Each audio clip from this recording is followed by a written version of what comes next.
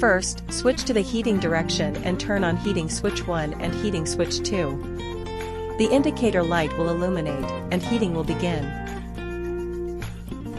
Next, turn on the PTFE belt switch. The PTFE conveyor belt will begin running.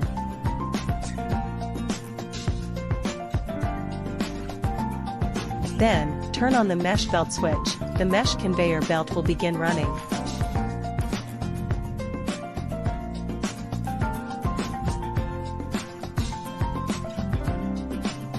Then, turn on the slag scraping belt switch. The slag scraper conveyor belt will begin running.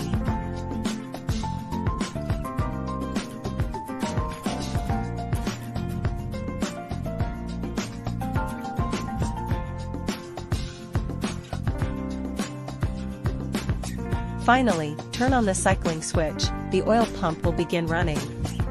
After use, turn off all the buttons.